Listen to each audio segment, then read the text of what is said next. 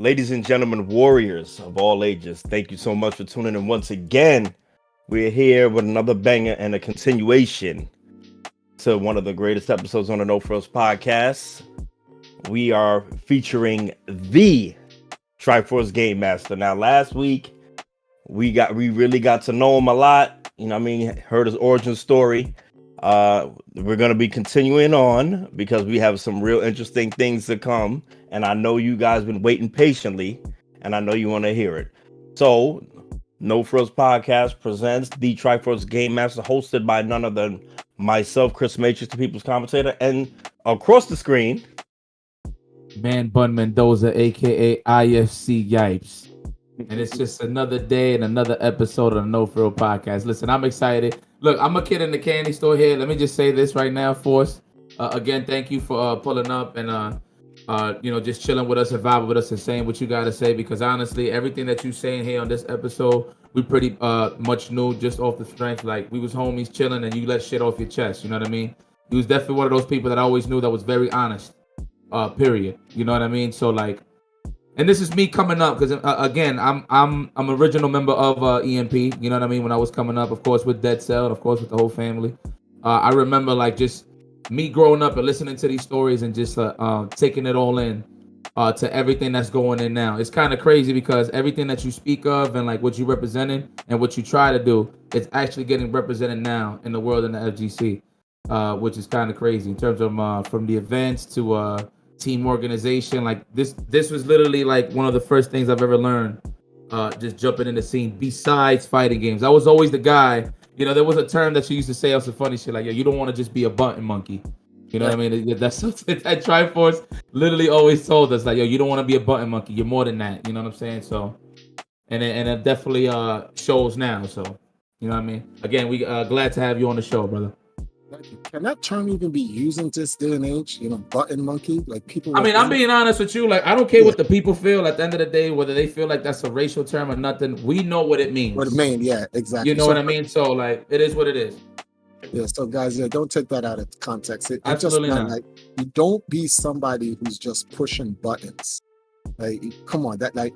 What's the point of doing everything that we did if all we're gonna do is just be pushing buttons? And sadly, there's a lot of guys that they faded out pushing buttons. A lot of people used to say Triforce is such an idiot. EMP is gonna be dead. Nobody, it's gonna be irrelevant and blah blah blah. What's that line I keep telling Jerron? I said, Jerron, it's 2021 and we're still here. So people go, oh, you're not still here. What are you guys doing? Blah blah blah. I'm like, well, first of all. And no one's really still here. And what did I tell people? Start creating content. Go on YouTube. Start making videos, blah, blah, blah. Before Maximilian. Remember this, oh my goodness, that this didn't age well. Remember the Bleach meeting? Oh, man. Hell yeah, I remember that shit. You know, a couple of people bring that up, funny enough, especially Matrix. Who the fuck was I? I don't even remember who I was. I definitely who was I? I know all I remember was that Dragon God was Gin. That's all I can remember because of his smile. Raymore was the black guy, what's his name? Toshin, yes. And my man Lincoln was Ichimaru Gin. Yeah, who the hell was I? Not Hitsugaya. I definitely didn't play Hitsugaya. I had the hat over the eye and shit. You got the glove. Sanford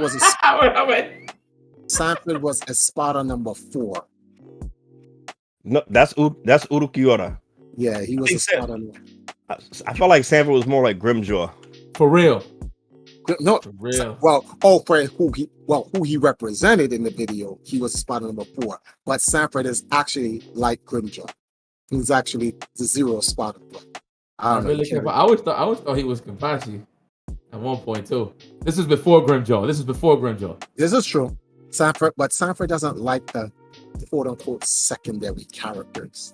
And Sanford thinks that when you call him these characters like Vegeta and Kenpachi, I don't think he understands how we see him. And I'm like, Sanford, you are raw, untapped power that is not yet unleashed. I really believe when you watch, and this is not me fanning out on Sanford, but come on, Sanford fans, people in Chinatown, people all over the world. If you've ever seen Sanford in person, there's this energy Sanford gives off. He could be playing the game and he could be losing. And then there's a sudden tide switch. And when you see the shoulders start popping and Sanford start doing this, you be getting mad hyped, B. I feel like Let me tell you something. Oh, so funny. So people gave for us, right? So I was there at Red Bull Showdown, Red Bull Subway Showdown. So shout out to Red Bull, of course, holding it down. But I saw Kels, right? He was up there, before the match even started. He got on. Obviously, the other two players fell, and he got back. He got on the scene, so he's the captain. He's the last guy stepping up. Woo woo. So I'm chilling. I'm there. I was like, "Let's go, Kels!" Yo, Sanford hit me with this shit right here. So this shit was godlike. So he got the stick set up and everything. Right? He went like this. He went. He was just quiet. Let me get it popping. That shit bring me back. I was like, yeah, get on that bullshit. That's what I like to see. Hell yeah, man. I know exactly that energy you're talking about. One of the greatest, and he doesn't, it sounds like I'm giving him so much credit, but I don't think people understand what certain key people brought to the scene. This includes you too, Yipes. It's not just Sam. You guys, the three original gods, brought something to the scene that took it from A to B. And like a Dragon Ball, we're not getting into this. I'm just using it a parallel. Goku is the star of the show. That's what Justin is. Justin is Goku. But Goku cannot be who he is and get to where he is if not for Vegeta. That's why when Justin made his top 5 rivals of all time, who was number 1? Sanford Kelly. Sanford fucking Kelly. I was actually shocked that he put me in that shit, bro. I'm gonna be honest with you. I've seen so many battles that he had. I didn't think he would put me in there. I ain't gonna lie to you, bro. He Kamehameha'd you in the face, and you came out the Kamehameha and looked at him and was like, "What's that supposed to be?" He remembers the Broly moments, B. He was like, "Come on, yeah, give me a break." And he's like, and his face cracked. He understands when it is getting touched. Triangle jump, mix up. I know sometimes when Justin get hit like that, like he may be okay. Get ready to block, and he gets touched, and he just goes. Like, all of the energy just deflates from you. Like, I got touched. Like, people understand. Like, we cannot sit here and act like you didn't. Yipes, you were. The Twin Galaxies event was a prime example.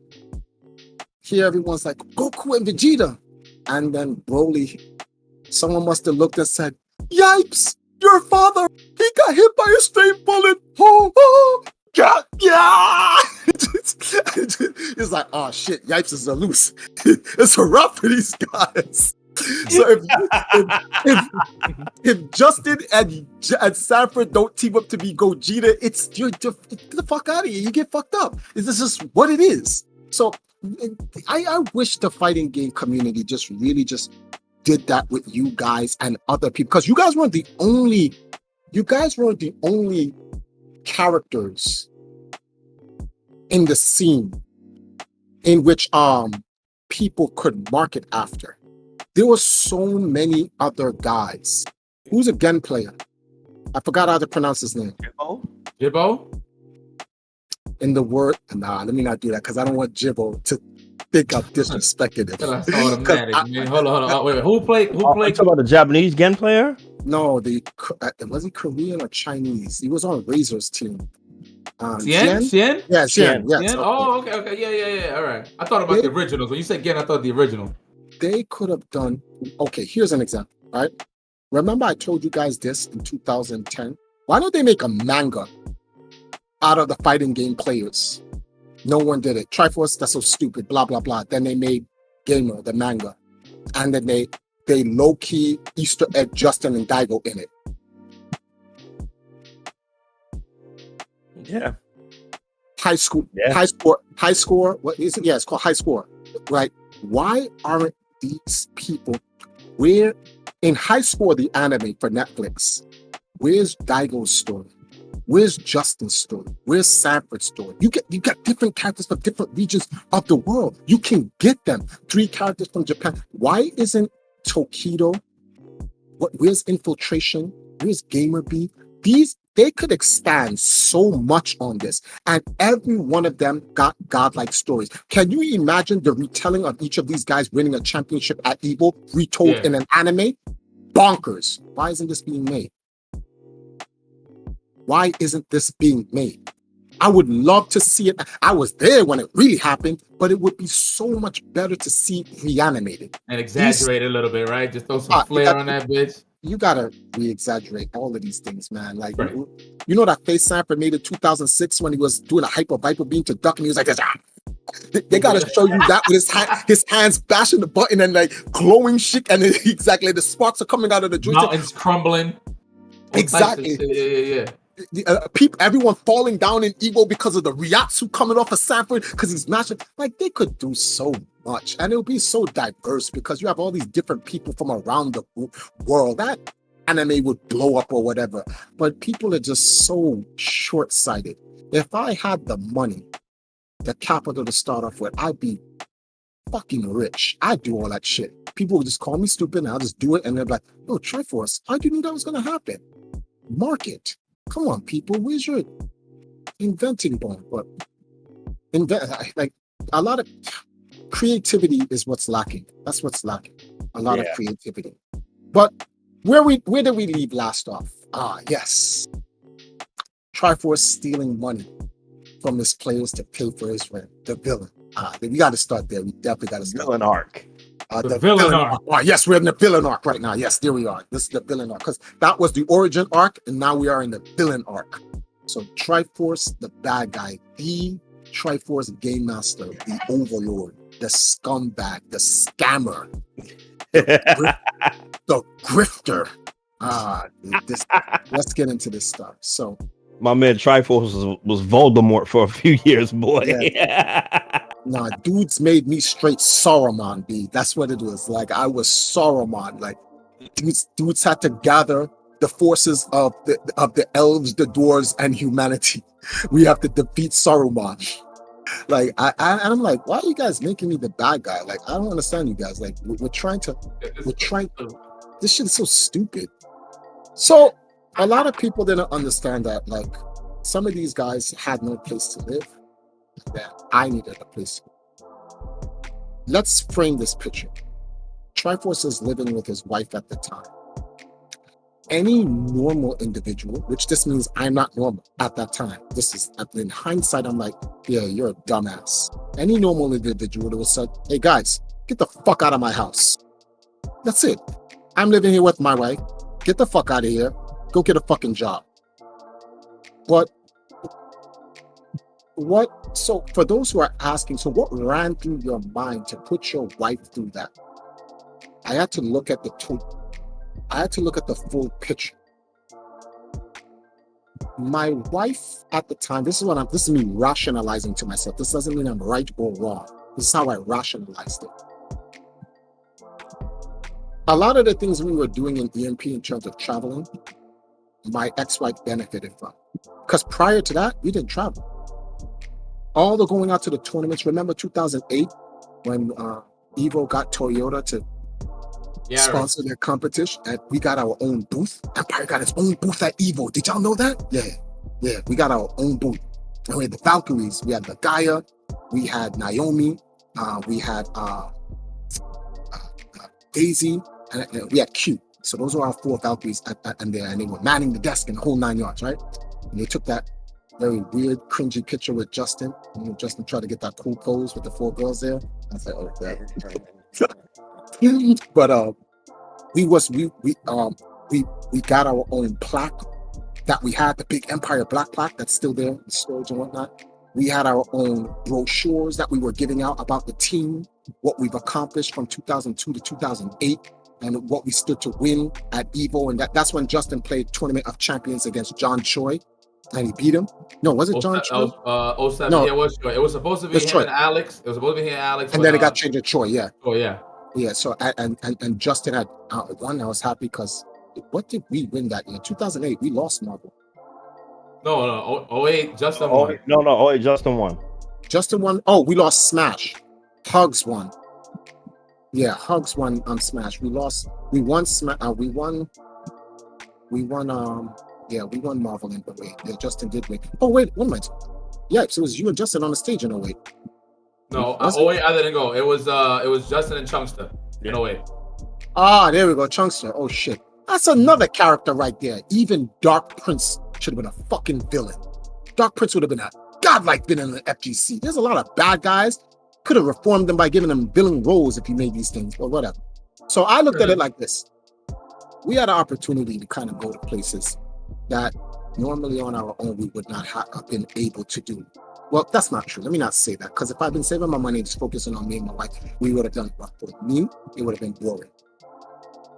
My marriage, much like my marriage now, isn't anything without the empire. That's why I'd say whoever becomes my wife becomes the empress. You have to marry into the game. You don't marry into the game, I'm not interested. Because the empire is such a passionate love for me.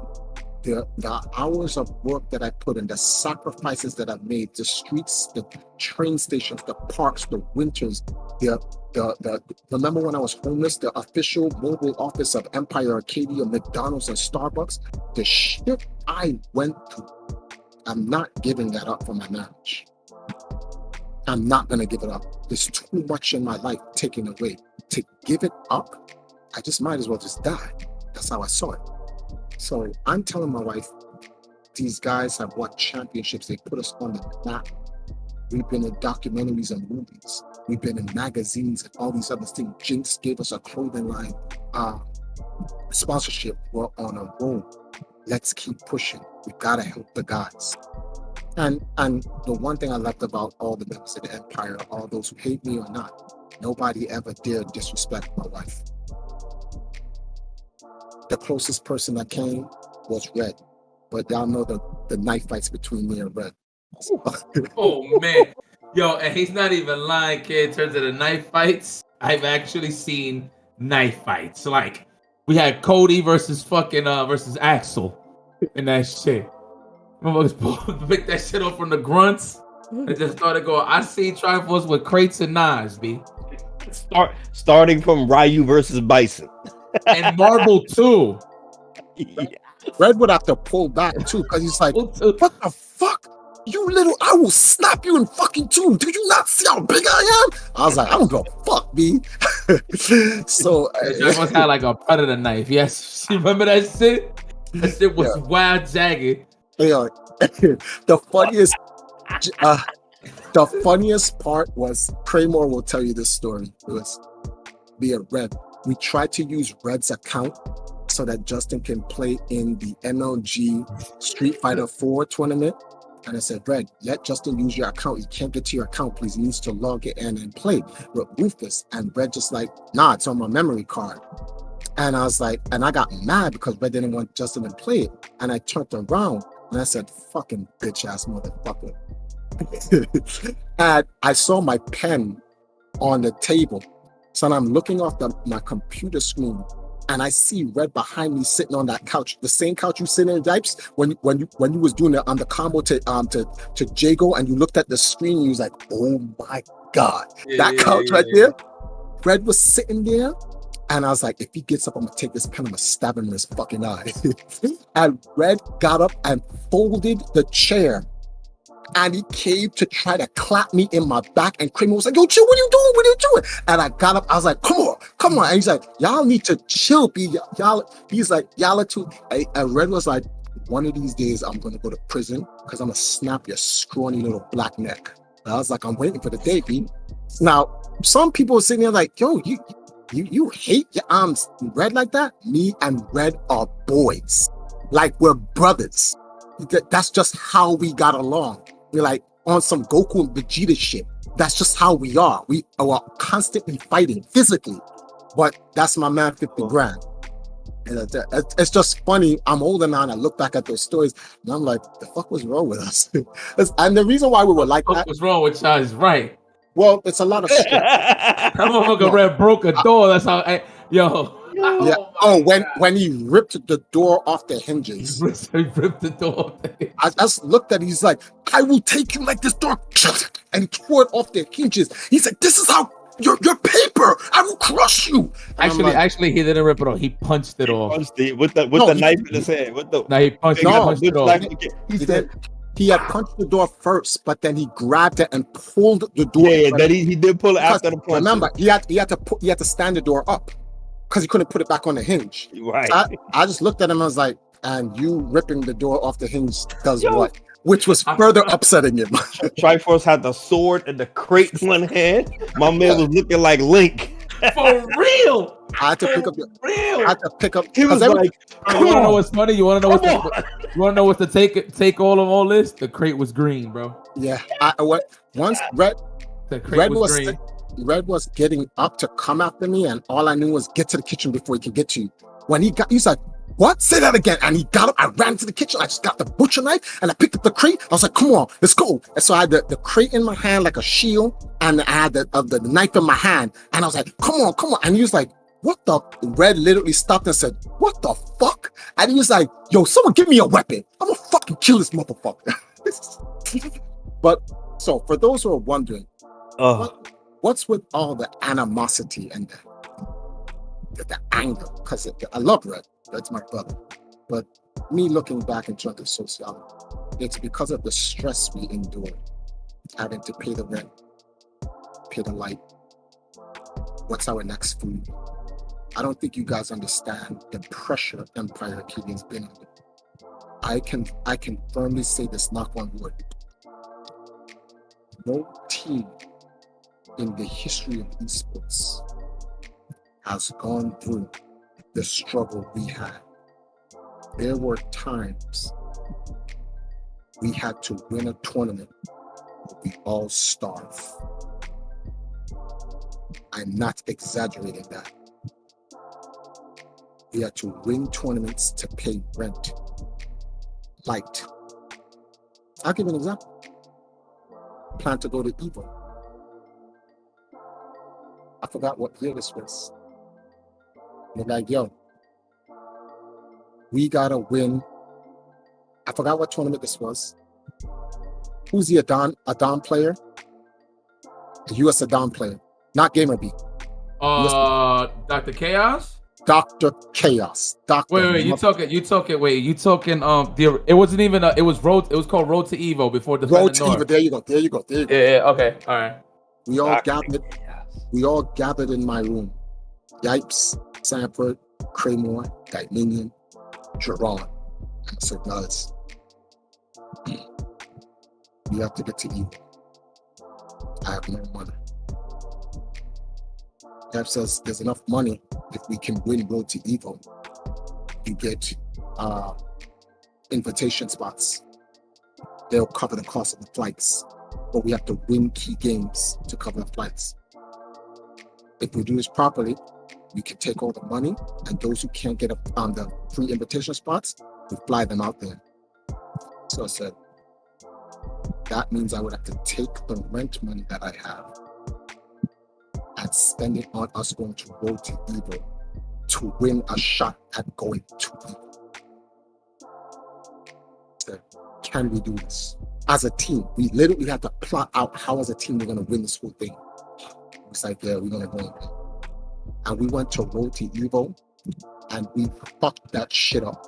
I've never seen us play so hungry in our life. We had to win. Everybody else was playing to win. We had to win. There was no, how you going to let me do whatever? After we lose, we go home. That's not going to happen. So we won enough, got everybody flights. There was a little problem in between that. You know what I'm talking about, Yipes. There's a little problem in there. But we end up getting everyone ended up getting to go to Evo. Now, a lot of people don't understand when they go, Triforce, how come you're not sponsoring your players to go to Empire Arcadia? It's 2021. I'm going to say this again. At no point in time in the history of Empire Arcadia have we ever been a sponsor. That's a fact. I can tell you that right now. There was nothing promised to me or just anybody involved. It was just us and the crew coming from the arcade scene. For real. Like cut and dry. The contracts that I drew up, for instance, for those who want to wonder, so what about those contracts? You know why I wrote those contracts? Because people told me, Triforce, if you want to make your esports team seriously, you need to draw up contracts because people will steal your players. So, e-file here. Some of the player contracts that MLG gave some of the Smash Brothers players, one of the Smash Brothers players came and gave me MLG's contract. I'm not going to say whose name it is because I just don't want to put him out there. But it's one of our players. And he's like, this is the contract MLG wants to give me. I doppeldangered the friggin' contract and just put the Empire KDA logo on it and signed it. And none of those contracts that MLG had in its first formidable years had anything to do with sponsorship. All it said is that they represented you. That's it. Because MLG was trying to franchise. So I was like, this should hold, right? And they was like, yeah, this should hold. And I told people, if you want to leave EMP, even if you signed that contract, you can just leave. The contract was literally just a face for everyone to try to lead EMP's players along. That's all it was about. I never held anyone to the contract. I was like, you want to step off and go? You go. Some people had the decency to say, I'll serve out the contract before I leave. And others just said, I'm out. Never took anyone to court. How could I? And I have no money. And these other esports team, they knew this. This guy's broke. If we take his play, what are you going to do? That's what Alex Garfield told me. Okay, so what if we poach Justin? If you take us to court, we will outlast you with money. And I sought an actual lawyer in Steve Sanders from the King of Kong. He's like, yeah, they can do that. If you don't have enough money, unless you find a pro bono lawyer who's going to fight for you pro bono until the end and you sue and you collect that money and give it to him, they'll outlast you. They have more money than a harsh reality. Harsh reality. So I have been fending off. Think of me like a farmer in the field trying to protect my crops every day and every night for 10 years. And every day I wake up, there's fucking vultures, black crows in the field. Every day I gotta come out there with a shotgun. Mom and Pops trying to keep his customers, and he's fighting against Walmart. Yo, shit. That was good. So I told you I ain't selling. and little by little, what they did was they worked on guys little by little, because a lot of us guys were young and we were all poor. We actually still are poor if you're comparing us to what is actually middle class and rich. But like, we were really poor. And you had dudes out there doing internet fraud and crime, selling shit to Russians and giving dudes sneakers, laptops, games. There's a reason why people are smiling right now when I say this, but like, dudes do their dirt, try to get players. those credit card fraud. I remember dudes trying to put Justin in a credit card fraud. I was like, get the fuck out of here. One guy called and was like, Triforce, they got Justin in a scam here. Get the fuck out of here. They got Justin in shit. And it's like, yeah, well, we need to know where was Justin, this, that, and the other. I'm like, he was fucking with me. That's where the fuck he was. And it was like, well, they're saying, I said, well, they ain't saying shit. I'm like, I know who's involved, and you need to go deal with this Russian gentleman. You know who the fuck his name is. I give you a hint, it starts with a P. I give you another hint, starts with an S. And I give you a fucking final hint, starts with a fucking I. And go deal with that motherfucker. My man has nothing to do with this shit. And they was like, all right, man. And I had to vouch for Justin to get him out of some shit. Ataro got into some shit, got some Fed shit put on him for 10 fucking years probation for you to get out. There's a lot of fucking, and this is the thing, people call me a scumbag. But like, there's actual criminals in the FGC. Actual criminals. Real actual fucking criminals. Dudes who literally go to prison, like get arrested and all this other shit doing illegal, real illegal shit. But I'm vulnerable. I don't get it. I'm fucking vulnerable. Real illegal shit. Real illegal shit. Dudes have to do 10-year probation before they can get off. I've never done that to any of my players. Which player you guys know I put on a 10-year probation on the feds? Who y'all know? But somebody in EMP gets, why are you fucking with this guy? Stop fucking with this asshole. Over sneakers and computers. Fucking video games. This shit is wild, man. This shit is Twilight Zone. But we tried to do our best, and I tried to do my best to protect the planes. So all those who didn't have a home, I said, come here and sleep. The ark filled up so quickly because we had 4 rooms due to sleeping on the floor. This is hit the deck. Guys came over to sleep over. They don't live there. Like Yipes would come over there and live there and whatnot. No, not live there. Yipes would come over there and actually spend weeks there and stuff like that because he wanted to train with Sanford to prepare for a tournament. Or, yeah, let me not mention that. You know what you used to do, Yipes. You come over there and chill with the guys and stuff like that and play and whatnot. And guys used to hit the fucking deck. And this is where the ravioli story comes from. They're hitting the deck. So let me see how good you are with that memory, because I know how good I am with that. I know that memory for facts, because people used to think Triforce eats ravioli. You ask anyone, I don't eat ravioli. I eat macaroni and cheese. Justin eats ravioli. Yes, Justin eats ravioli. Well, I don't know if he does now, but then, we're talking about back then. Justin was getting ready to move to the West Coast. And Justin says, I have a ton of ravioli. Now, we're being poor and we don't really have a lot of food in the house. And trying to make it. I was like, well, don't throw it away. It's canned food. Bring it over. I'm sure the guys in the house appreciate it. So Sanford's like, I wouldn't take the food from Justin on Triforce. I'm like, why not? Not throw the fucking food away. That'll help us get some food off us. And Huggy Bear said, rations. So he's like, get the rations, me. We ain't throwing that shit away. So Justin came through. And Justin had 2 heavy ass bags of ravioli. I went downstairs to get it. I was like, what the fuck, Justin? And one of the bags popped. I said, oh shit. I said, Justin, you hold this. Justin tried to hold it back. I said, let me go upstairs. I said, I want you to I want to record this. Sanford, just to let you know, Sanford is 100%, in hindsight, 100% right in this entire thing. He said, I got the camera. What are you doing? Oh, I'm gonna let Justin come up here and bring the ravioli and give it to us. He's like, I don't want to be in the camera. That's what Sanford said. I don't want to be in the camera. Don't record this, Triforce. People are going to use this. I said, how is people going to use Justin giving us food as, like, come on, man, it's food. I'm like, and he's like, it was the type of food he gave us. Yes, but I wasn't looking at it that way. I just looked at it as food. I was like, I don't give a shit. I'm like, do you remember about me in this whole story? Well, I this is the part I'm gonna tell you where I remember up to, because Sanford got mad at me because of it. Justin came into the living room, the bag tore, the ravioli fell out of Justin's hands, hit the floor, and I was still recording. Rashawn dived off, Huggy Bear dived off the couch and said, rations, and he's trying to cup all of the ravioli together. And I was laughing because I just felt it was funny. It was funny. It was funny, all right. And Sanford sat in the corner soaking. He's like, don't turn that camera on me. So I was like, all right, Sanford. And I never did. And in hindsight, he was right. And then Sanford was like, let me talk to you for a second. And that's when I went in the room. So I don't remember your part yet because Sanford was mad. Well, let me break it down. Let me break it down. So you're a little right about the Sanford thing, but it's not correct on the whole story. I'm gonna tell you exactly what happened. All right. So the ravioli thing did happen.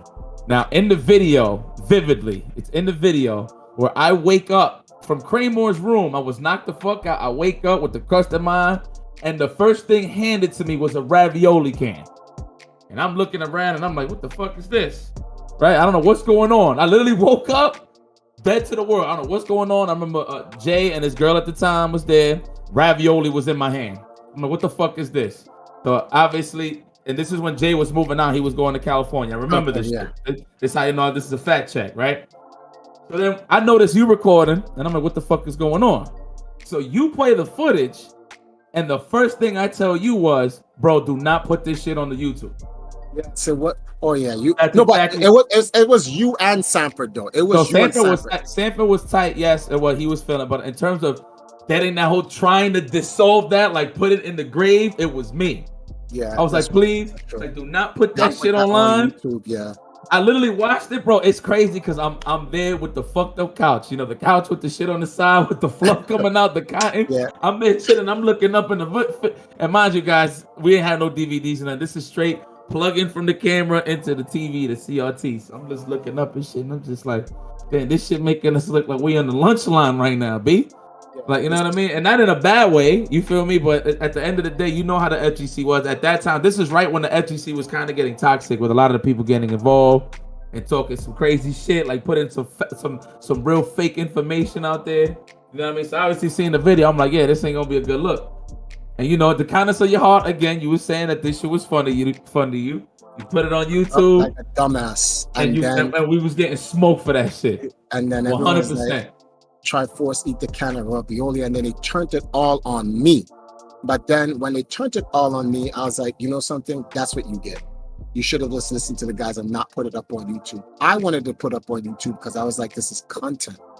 And I felt that Empire needs to go into the direction of content. And mind you, this is no diss to Jay, because he really meant it out of his heart to give us some food. He wasn't trying to be on some dickhead shit, you know, but everybody else took that on some freaking, oh, these guys are freaking super poor, they can't fucking eat and shit. Like, man, look, let me tell you something, and Chris could attest to this.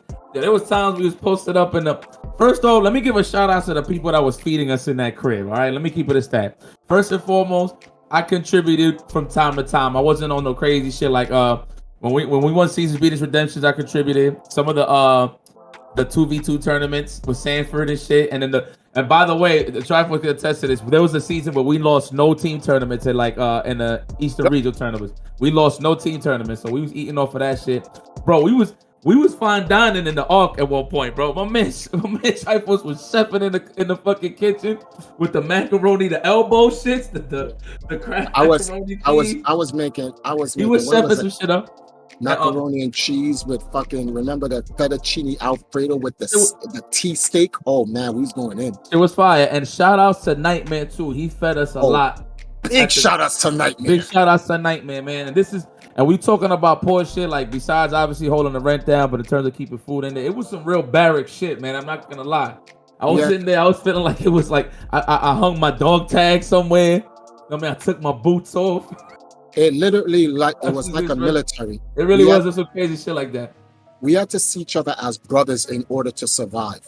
That's what it was. And everybody chipped in. Even people who didn't even live there, they came in and they chipped in and they contributed. From Desmond to Matrix, everybody you know came there. Even former people who don't even like me, former members of EMP who are enemies to me, are my enemies to them. They all contributed. Tampa Bison contributed. Knuckledo contributed. A lot of these guys contributed. The problem here is that somehow a narrative was drawn in Chinatown, because when we was eating off of everybody, winning every tournament, everyone is like, Triforce is taking all of the winnings of the players and he's putting it to himself. I always wondered, where the fuck was I putting it to myself? Because I never had no new clothes. Not like how I do now, but I'm older now, so I know to kind of like take care of myself and put a little bit into myself. But back then, Triforce wore a power glove and whatever fucking shitty ass shoes and pants that he had. I did not wear any name brand clothes, Jabos or True Religions or any of that shit. I wore fucking slacks and a button down shirt from Goodwill. No offense to Goodwill, but I got my clothes from Goodwill. And you have to understand, because it's the way I was raised. I understand I don't care about name brand. I never, you can ask these guys, you never see me. You was a floor no shit. Period, My first pair of Jordans was from Fire Lotus. Remember that? ECC 9? She bought me the black Jordans. Happy birthday, Triforce. Oh shit, thank you. She bought me my first pair of Jordans. And I wore them shits for like 5 years until the shits was soulless. Because I wear my shoes until there are holes in it. And some people are like, well, why are you like that? But you have to understand that I come from a third world. Even though we were raised in America, I lived in a third world environment. People keep thinking America is all first world. Have you ever gone to where the Met Stadium is? Go there. Shit looks like some third world backwater country. except for the Met Stadium itself. But like, there are destitute places in America that look third world. And I always looked at it like this. It doesn't matter what people, in hindsight now, I look at them like, no, it's actually very important. Image is actually everything. Remember that Sprite commercial? Image is nothing, thirst is everything. And that's not true. Image is everything, especially in America. And so if it was up to me, I wanted to sacrifice myself and all the things that I got for myself and just give it to the team. So I was on some Genghis Khan shit. We plundered the fighting game community, and I took 5% to myself and gave the other 95% to the soldiers. That was it. That's how I live. I woke up in the morning, I make sure every guy can eat. I'll eat me one piece of bread and egg. That's it. I'll make my macaroni and cheese with the Vienna sausage and a little bit of vegetables. That's it I eat. My wife would eat a full course meal. I don't eat anything. I'm still that way to this day. That's just how I am. And the quality of my food has to be more, it's more important than the quantity of it. So I try to, well, at that time I was poor, I try to just eat as clean and good as possible until Justin put me onto sushi. Shit. Yeah. My first world food, sushi. Justin put me, him and Random James, every time, yo, Justin, when you going to sushi? I'm going now. Can I come? Like, oh my God, Justin used to hate that shit. I gotta buy you a plate. Yeah, man, come on, man. So do me a favor, son. Justin. And then he took me to East. Woo! East New York. That was shit back then. Oh, East is in Jamaica, by the way. They actually moved that. What? Yeah, there's an East in Jamaica. That in all the videos that you see me now with the balconies, that is called East Japanese. It's in Jamaica. The same guy who opened up East in New York, the owner is here in Jamaica. I was like, what the fuck are you doing here? And he was like, you live here? I was like, yeah. So I was like, That's East is crazy. Small world. small fucking world. And I met him like 4 or 5 times on the in the airport, traveling back and forth from America to Jamaica for the last 10 years and stuff like that. Well, no, you're the one that took me to East the first time. Yeah, I met, that's why you, me, KDZ would meet up there. Oh and man, that's when all I ask dudes is like, due to win tournaments and like the Triforce. I got this for the rent and the light to chip in. Like, yo, thanks, man. And the only thing people can ever accuse me of is me asking, yo, you can drop an extra 10 on that so I can get to East. I'll admit that. Yes, I bet my guys for a little 10 so I can go to East. I'm busting my ass here, man. Can I at least get some sushi? But the guys always, the family always took care of me. I will never take that away from you. The family always took care of me. We were always there for each other. And so this concept of me taking money from players is bullshit. I'm like, listen, players donated money because they knew, listen, we have to keep the place running. Even people who didn't live at the Ark was like, even if you didn't like me and you didn't live at the Ark, dudes is like, my brother is there, Sampler, my brother is there, Jerron, my brother is there, Kramer, my boy is there, Nightmare. Somebody you knew that you liked was there, so you donated anyway just to help them out. And everyone can attest that if I give this money to Triforce, it doesn't go in his pocket, it goes to them. And it always does. Always. I never really left anything for myself. So how you get all these video games, Triforce and stuff like that? Nintendo send them to me.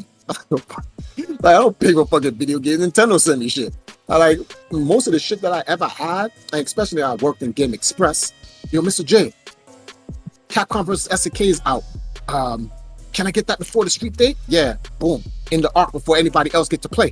Like, before it breaks street date, dudes in EMP get to play because I worked at a video game store. I take video games off a consignment. I work 2 months later down and pay it back later. That's how we got the newest system for everything first. And then we plugged it up. I bought the CRT TVs, everything, did a whole 9 yards. And this is what made us work. In terms of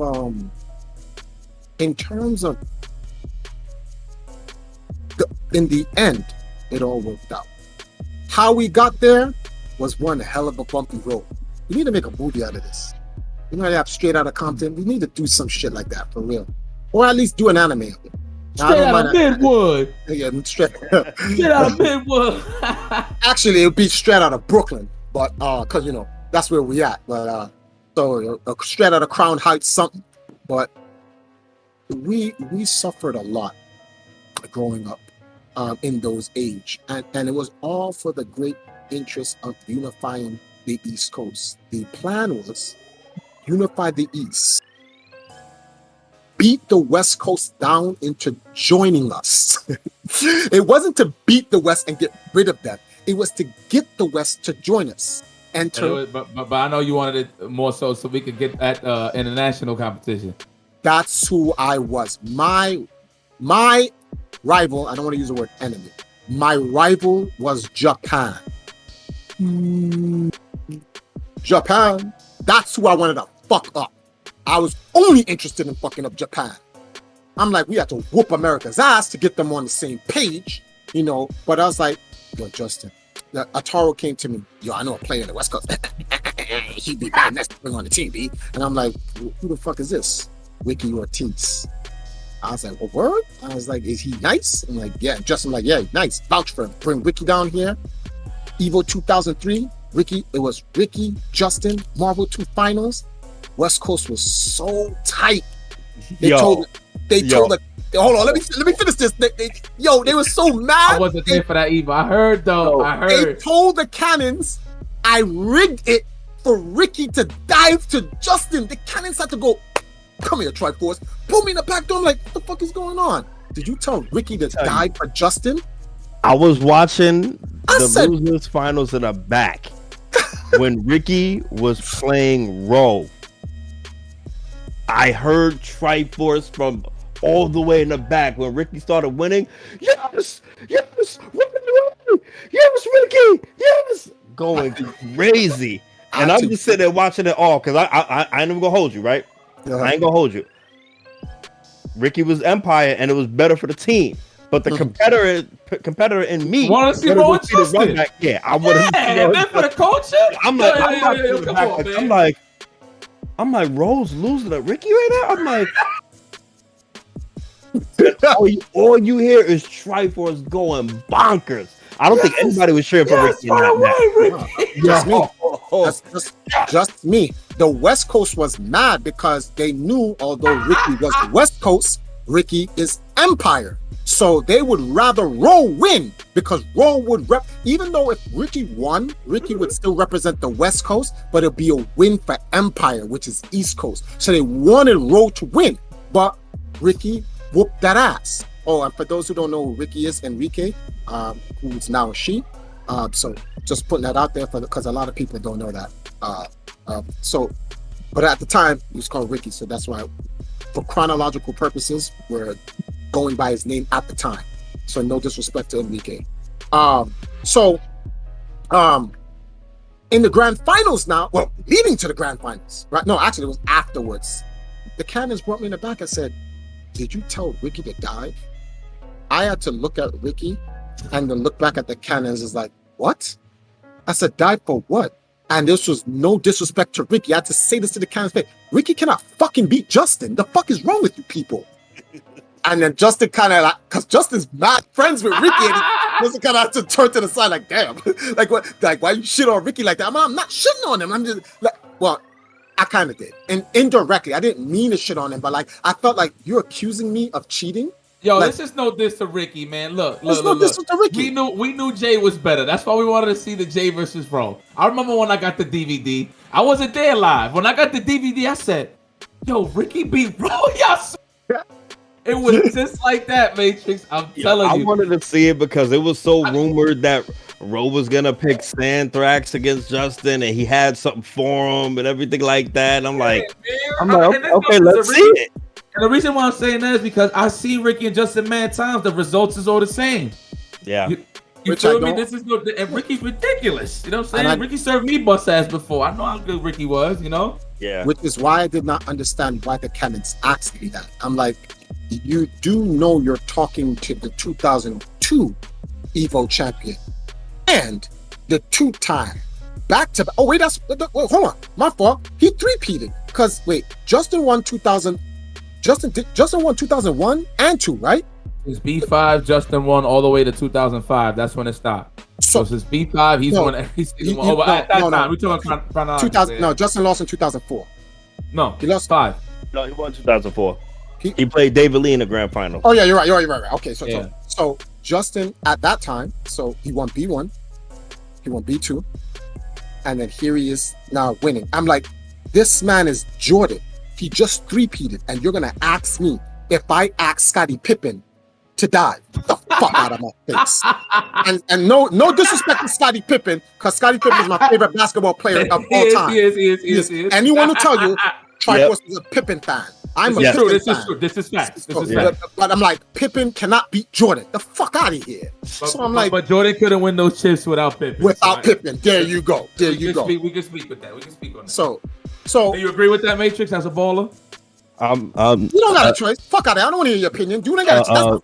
That's fact. That was rhetorical. Don't answer that. That was fucking rhetorical. No comment. All right, Jordan. Put that out there. Fuck that. Jordan ain't winning shit without Scottie. Fuck out of here. Wait. Say what? Say that again. Jordan isn't winning shit without Pippen. Let me just say this. Scottie Pippen wasn't Scottie Pippen to the second three-peat, sir. That's all I'm gonna say. You know what? I'm gonna say. You know what? I can't disagree with that. Michael Jordan didn't win shit. He couldn't even get out of the first round of the fucking. Bird bust his ass. Bird swept Jordan twice. Hold on. Twice. Hold on. Understand this? Hold on. Time out. Jordan twice. Let me say this, and I quote Max Kellerman.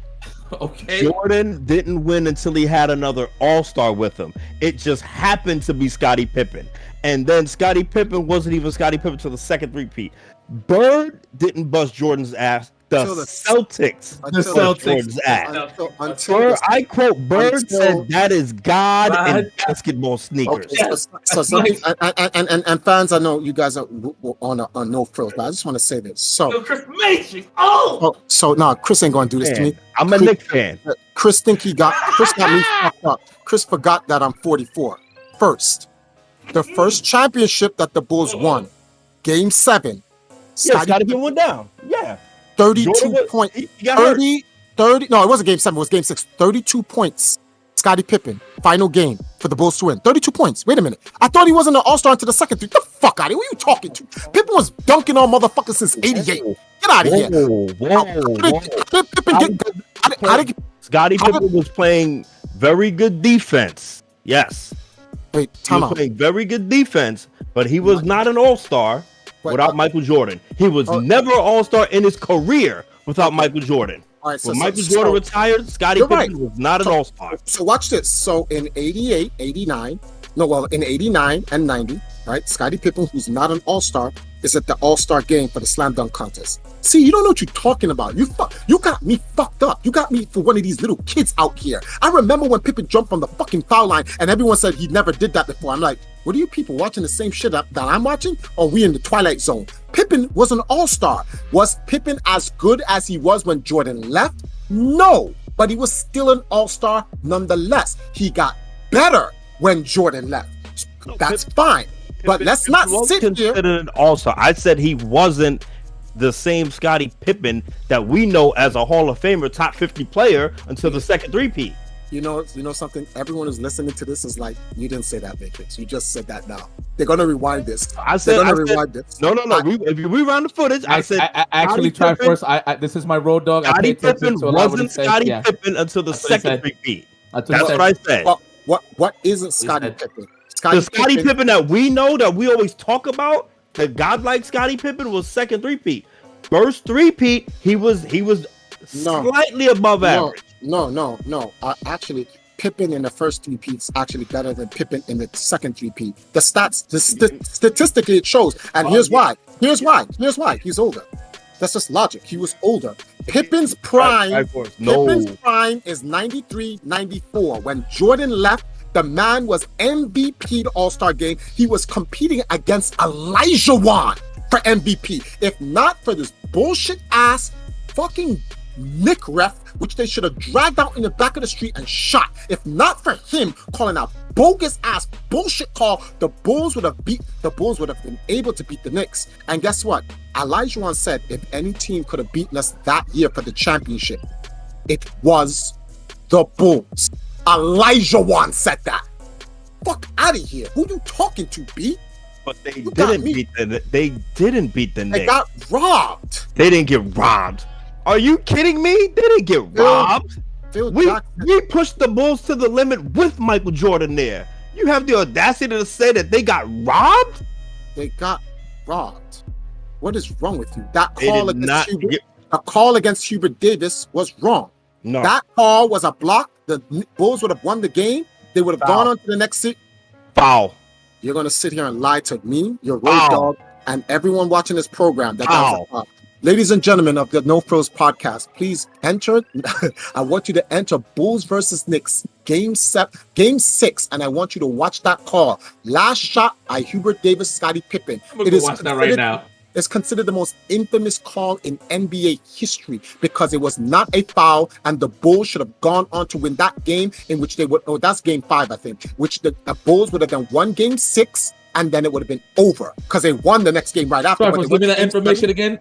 Ladies and gentlemen of the No Frills podcast, what you said? Let me see that one. Ladies and gentlemen of the No Frills podcast, please go to Bulls versus Knicks 1993, game 5. The call on Hubert Davis. Last shot by Hubert Davis. Scottie Pippen went to block that shot. The Pippen got up. Well, he missed the ball, but he did not foul until the ball was released. Back in those times, after the ball is released, that's not a foul. You have to let the shooter follow through. That's a foul. He followed through in the ball. Okay. Fans of the No Frill podcast, by your own man's matrix, he said you have to let the shot follow through. Go and watch the shot. A foul. They call it a foul. You cannot touch the shooter after the game 5, correct? Game 5? Yeah, it's game 5. Go to the very end of the video. It's either game 5 or game 6. One of the two. It's definitely not game 7. Game 7, the Bulls lost. Go to game 5 or game 6. You will see it. When you see that, it is the most controversial call to this date in basketball. Literally, in basketball. They keep saying the Hubert Davis call against Scottie Pippen is the most bullshit call ever. Even everyone says it. Even people who don't like Scottie Pippen say, nah, that was a bullshit. That's a bullshit call. The only person who was not saying it's a bullshit call. Quality is horrible. Now we're going to talk about quality. I'm just looking at the foot. I'm not even. Oh my God! I'm literally just looking at the footage. This quality's crazy. That if you just go to the very end, you're going to see Hubert Davis goes for a 3. Pippen contests it. Hubert Davis follows through with the shot. Pippen misses the ball, and he grazes Hubert Davis' arm after the shot. The shot was almost at the rim by the time Pippen's arm grazed. No, it wasn't. I'm looking at it now. Triforce. They call that a foul, bro. Yeah, I know they call it a foul. Do I like that call? No, it's not a foul. But they call that a. We know they call it a foul. The shooter's release. No, that's that Steph Curry age. That don't give me this bullshit. Don't give me this 2020 shit where you have to let the player land and completely eat his tea. Eat his coffee cake with his tea. Call his wife and then tell her, "Hi, honey, I'm going back to the game," and then walk off before you can touch a shooter. I don't want to hear that bullshit. That's why these players in this day and age could never play back in that day and age. I've seen dudes completely clothesline people after a shot. Dennis Rodman. Come on, man. Was a thing, and they don't even consider that a foul. You want to call that bullshit right there? The fuck out of here. This is what I can't stand with you Knicks fans. The only time the Knicks was ever good was during Jeremy Lin. Fuck out of here. Oh, that's disrespectful. Let me take that back. No love to Charles Oakley, man. Fuck Charles Oakley. Patrick Ewing. He's Jamaican. Patrick Ewing. Patrick Ewing. I almost forgot. Ewing was on the team. I can't disrespect my fellow Jamaican. Pat's name, man. Ewing. Outside of Patrick Ewing, I would have put no respect on your man. So when I played NBA Jam, it was Ewing and Stark. I ain't pick no fucking Oakley. Get the fuck out of here. I picked Ewing from the 3-point line. Ewing fade away all day. He had those. Ewing had those all day. B. You crazy? Ewing, you know where Kevin Garnett's come from. You know where Tim Duncan's come from. You know where what's his name? Kevin Durant comes from. These are all Patrick Ewings. Fuck out of here. They model their game. The lanky guy that can shoot the jumper with the sky. Well, actually, it's Wilt Chamberlain. Never mind. Wilt Chamberlain's turnaround fadeaway is ridiculous. You could not, which is where Michael Jordan got that shit from. No, we didn't. Go watch Wilt Chamberlain's archives. Learn your lessons. Learn what GOAT is. But you averaging 40 to 50 points. All right, you know something we really tailored off? Let's get back to the FGC. That's all right. That's all right. Sometimes we do No that. Frills- That's the No Frills That's podcast, okay. baby. All right, there you That's go. So, okay. We talk about. I'm looking. I at appreciate Scottie your Pippen right passion. now. I appreciate how much of a fucking supporter of Scottie Pippen you are. 16 points a game, 6 rebounds. Talk about Scottie Pippen was a yo. Come on, man. when you have the greatest player in the world playing beside you, and you can carve out 16 points, you're fucking godlike. Yeah, tell me I'm wrong. That is so positive. Yes, You can carve out. you can carve out 16 points. Yeah, okay. All right. Yeah! Who else on the Bulls was carving out That man 16 Jordan fucking was a points? machine, boy. Exactly. That's why I said. I want you to understand. The bird. He lost to the Celtics. Listen. I'm going to repeat something from you. I want to repeat something from you. Introducing to the National Basketball Association's Hall of Fame, Michael Jordan. You can't say Michael Jordan without saying Scottie Pippen. She said, you didn't just see me in the videos. Michael Jordan's opening statement to his induction into the Hall of Fame was Scottie Pippen. Pippen is godlike. Put some fucking respect on his name. You crazy. If more players were like Pippen, they'd get more championships. Pippen is very good. He was very good. Actually, Jordan made him, but he was very good. Pippen is more than good. Pippen had an ability. Jordan made him. I want to say something. Pippen had an ability no other player in the NBA had. You guys are gonna laugh at me, but a person who studies sociology and at least 1 year in psychology, Pippen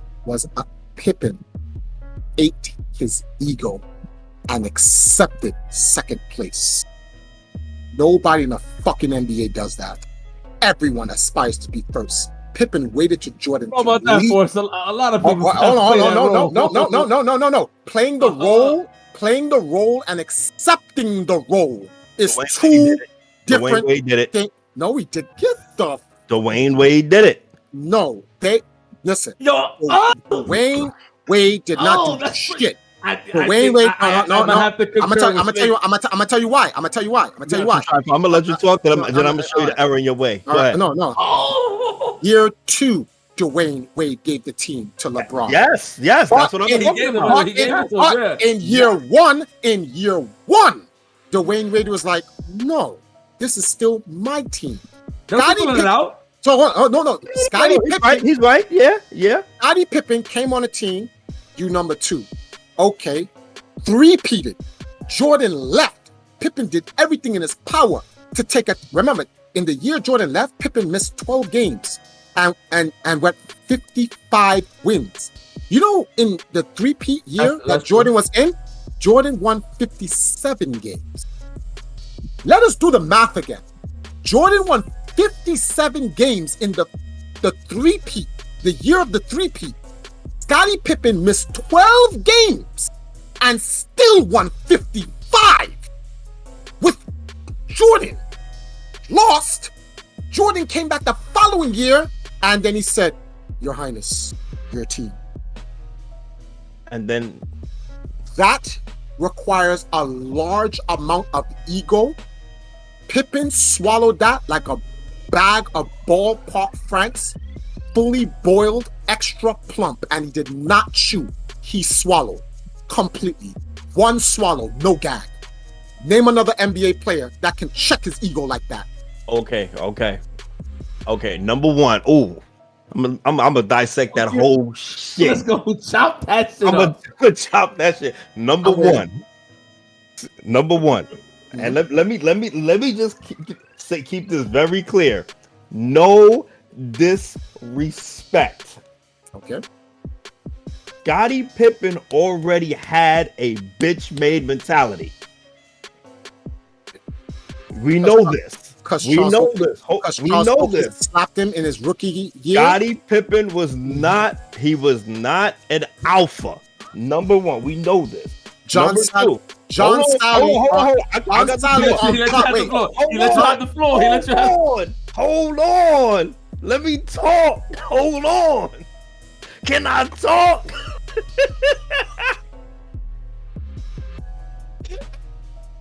We know this already. All right, that's number one. Number two, Scottie Pippen had not won anything. He was not established. So there was no ego for him to swallow. There was no ego. He's seen this man, God in sneakers already, and said, hey, I got a chance to help this man do something great. He didn't go in there like, you know what? He's eventually going to be my rock. No. There was no ego. There was no ego. That is number two. Number three, players have done it. Dwayne Wade was a champion before LeBron James. Facts. So for him to swallow his ego, which he deserved to have, because he was amazing that year he won, and say, you know what? I did this already. I know how to do it. And the only reason I didn't do it when you were there was because you couldn't show the fuck up. So I'm going to show you I can be the alpha and I could be the Robin, because LeBron James was incapable of giving the output that Dwayne Wade needed, because then Dwayne Wade would have been the face of the league. So that takes way more balls, and that is a much harder time to do when you know you're the freaking man, and you gotta say, okay, I'm gonna let you do this even though I know I do it better than you, but I'm gonna help you better than you help me. And then Dwayne Wade had to live in that eternally. Scottie Pippen doesn't get no flag. Nobody was saying, oh, that was Pippen's team, that's Scottie's team, except for the Bulls team. They said it was Pippen's team. You know, so funny, when the year Jordan came back, Jordan said, this is not my team. This is He's gonna say that. He's gonna say whatever. You look me in the eye right now, Triforce Game Master. You tell me Michael Jordan didn't figure that was his team. No, Jordan, as much of a scumbag Jordan is, I'm gonna tell you why I believe this. Jordan understood. Remember what Jordan said? I don't let Bulls members into my house. Jordan never let any Bulls member into his private house, in his private basketball facility. He only let Scottie Pippen. See, this is what makes Jordan the greatest. This is what makes Jordan the GOAT. Jordan realized that he had a resource that, although it was not as great as him, he felt, if I can sharpen this tool as iron sharpens iron, so does one man sharpen another. He can help me win a championship. The problem here is, when you do that, people get egos. So I don't know if I can do this, and then Pippen will stay in check. And Pippen said, you know what matters to me more than being number one? Winning. There's plenty of players like that, though. So he's not unique in that regard. No. Time out. Wait, no. Hey, wait a minute. Curry did it when KD got there. No. These guys who did it all won championships before that was stated. Even your precious Dwayne Wade, which is godlike. Dwayne Wade is ridiculous. But Dwayne Wade did not need LeBron to win a championship. He already had one. He didn't need to say, he climbed, he saw what the mountain was like for once. And he's like, oh shit, this is kind of godlike. And he's like, you know something? I want to get back up here again. You know what I'm going to do? It's not necessary for me to be the man. This is the upcoming star. He's going to be the face of the NBA. I'm going to put it on him. He can share that. It's easier to do it when you have nothing. Jordan had nothing. He had nothing in the beginning. And even when Scottie Pippen came in 88, they lost. And in 89, they got even closer. And Jordan, you saw that when Jordan lost to the Pistons, Jordan had that face like, fuck, I don't want to lose. And Pippen says, I will help you win. Because what matters... He lost because Scottie Pippen couldn't play Game 7. Okay. Yeah, but he had a migraine headache, but you guys are going to call him a bitch, which is crazy. I don't understand. So, like, people are not allowed to have injuries or be sick. So, Michael Jordan now we've seen The Last Dance, and we find out that Michael Jordan didn't have the flu. Michael Jordan had food poisoning. Yes. Michael Jordan had food poisoning, and he played through it. And he was experiencing flu-like symptoms. So this is what we're going to do. We're going to repeat. I'm agreeing with you. I'm just stating what was said. No, nothing against Jordan. Nothing against Jordan. I'm not taking away, because to play with a poisoned stomach is just as bad as playing with the flu, Yes. right? So Yes. we're not going to sit there. But John Sally said in 1990, when the Pistons were bullying Scottie Pippen and Dennis Rodman clotheslined Pippen in the back of the head and he hit the floor, and Horace Grant and Michael Jordan walked over to Pippen, and Pippen just turned around and he kneeled over and he just looked at this. Even Horace Grant said, even John Sally said, who was on the Pistons, when I saw Pippen was like, I'm not fazed by this shit. I was like, shit, we in trouble. Because you know why? The Pistons knew you can't break Jordan, but you can break Pippen. And Jordan knew in order for us to win Pippen, you can't be broken. Jordan knew this. Get up! And Pippen was like, I'm going to get up. When Jordan realized that in Scottie Pippen, he was like, that is going to be the man I roll with the remainder of my career. Remember Jordan coming back from baseball. Here are the conditions for me to come back to the Chicago Bulls. Scottie Pippen, then Phil Jackson. He didn't even say Phil Jackson first. He said Phil Jackson. Because you know why? Jordan knew no other player is going to do for him what Pippen does. Other players are going to be like, well, I'm just as good as you. Can you imagine? Remember when dumbass Jerry Krause wanted to trade fucking Scottie Pippen for T-Mac? Imagine T-Mac on a team with Michael Jordan. Hey, listen, I'm going to need you to play second fiddle. T-Mac go like, nigga, what? Get the fuck out of here, nigga. My cousin jump higher than you. Fuck out of here, nigga. You ain't shit. I'm like, do you know how to do this? No, you don't. Fuck out of here. And T-Mac was an animal. Are you kidding me? T-Mac was an animal. There were so many players at that time that was just as nice as Jordan. Penny Hardaway? What? Like, Nick Anderson was busting Jordan's ass. Dennis Scott was busting Jordan's ass. Wait. What? Wait, you talking about when he first came back? Okay, I'm asking you. I'm asking you. Is that what you're talking about? Are we gonna sit here? I'm asking. Is that what you're talking about? Oh, so Jordan. This is how Jordan's years on his return. He comes back. Wait, hold on. He comes back. I'm just asking. He comes back. He's busted. I'm answering the question. I'm not commenting on anything you say. I just want to know if when these guys were busting Jordan's ass, was it when he first came back? No. Jordan. So the next year when he swept no. Wait. Hold on. His ass. Relax for a second. Hold on. I'm just asking. Jordan's rust came off when he dropped them 2 nickels on your team. So I don't want to hear anything after that. When he dropped the nickel, the 55 on the Knicks. That's the Knicks. That's a given, man. Everybody does that to my Knicks, man. Thank you for reminding me about that too. But everybody does that. Come on. No, that don't count. I don't want to hear that. The point is, Jordan and Pippen had a very rare relationship. I can't find this relationship. No, very few have this relationship in the NBA. Dwayne Wade, LeBron James, Magic Johnson, James Worthy, Larry Bird, McHale, very guys where I'm the number one. Curry and Klay Thompson. Stephen Curry, Klay Thompson. I'm the number one, but I need to depend on you to be number 2. And they go, I got you. Very rare. But what makes Pippen stand out over everyone else, he had to be number 2 to the greatest fucking basketball player to ever lace up his sneakers. God in fucking shoe. Now to do that, carve out 16 points and help God win 2 3-peats, put some fucking respect on Scottie Pippen's fucking name.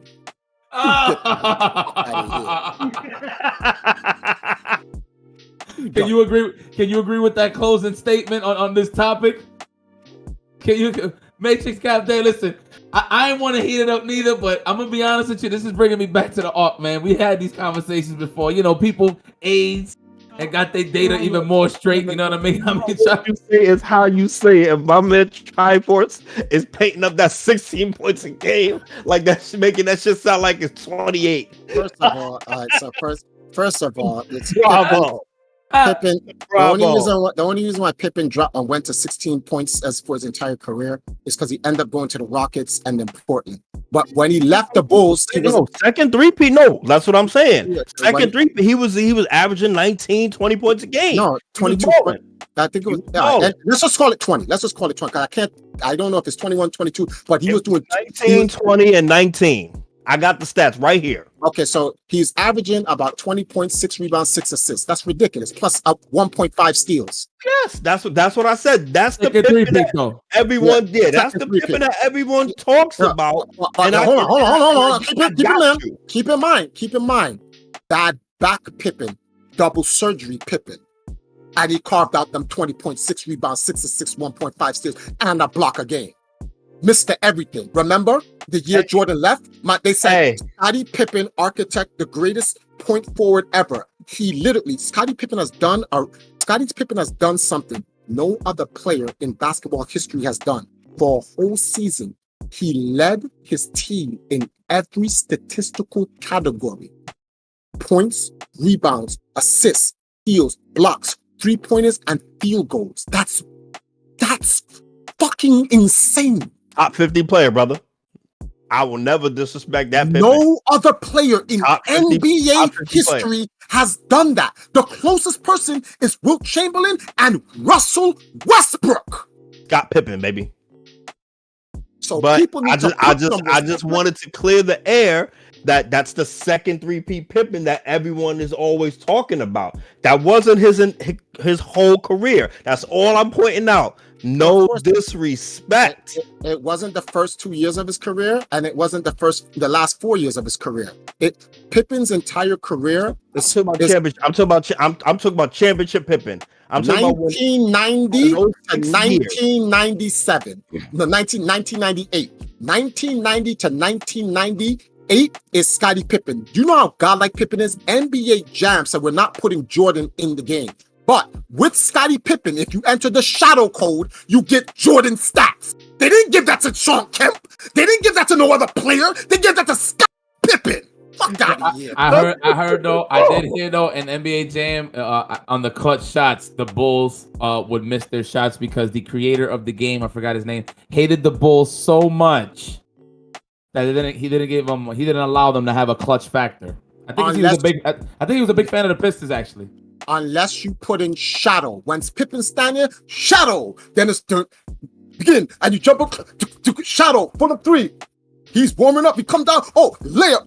Oh my God! Don't hit the shadow. Especially when you do the shoo, and then you back up with the fadeaway like Jordan, and he's on fire. Game. Shadow is on fire.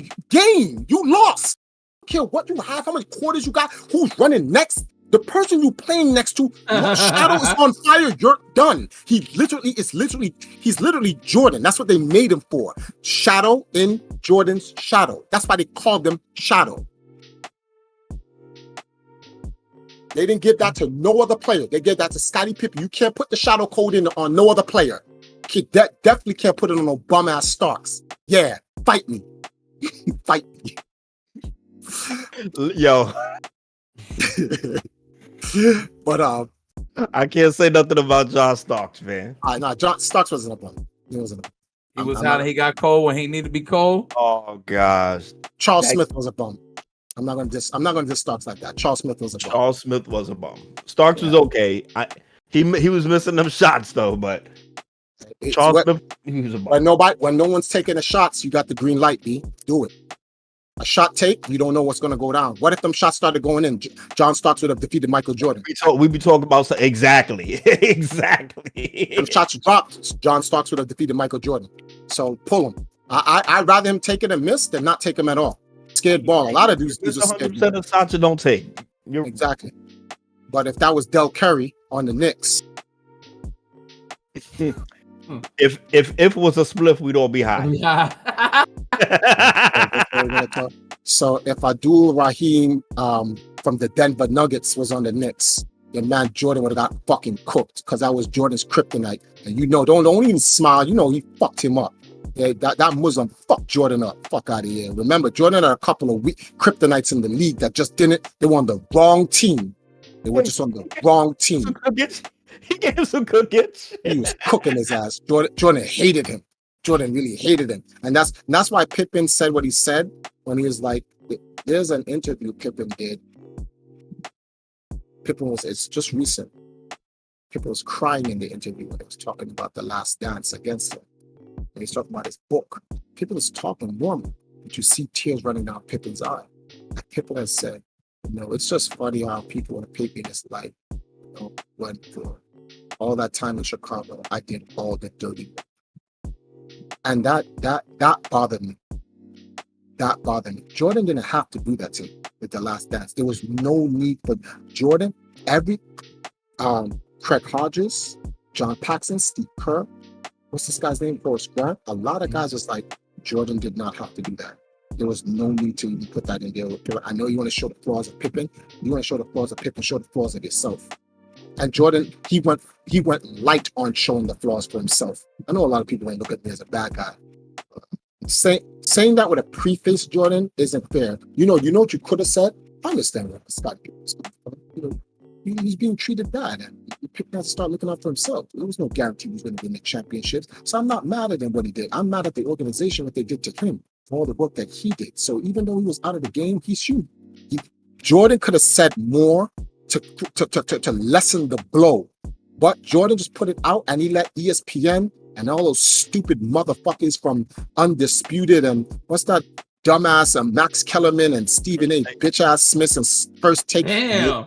And then all those bitch-ass motherfuckers just ran down on Scottie Pippen like, yo, you know what Pippen did? Pippen did all the dirty work. People don't even remember against Utah, Game 6. Everyone wants to talk about Byron's Russell getting crossed over by Jordan and putting the shot in. But everyone forgets that on the inbound, Pippen read the defense. And he ran and stole the ball. Dives to the floor like Dennis Rodman, kick out to Kukoc. Kukoc from the fucking sideline. He dunks it and wins it. Everyone forgot the defense. Everyone forgets the dirty work Scottie Pippen does. Pippen had to do the dirty work so it could be in the hands of the greatest player in the world to perform. Pippen helped Jordan to put himself in that position. It even said it in The Last Dance when it was coming out to the last play. And Pippen said, I got nothing else in me. I'm just going to play as a decoy. Pippen has a back injury. He can lose his back. And Pippen's like, I'm going to act like my back is not hurting me to play as a decoy for Jordan.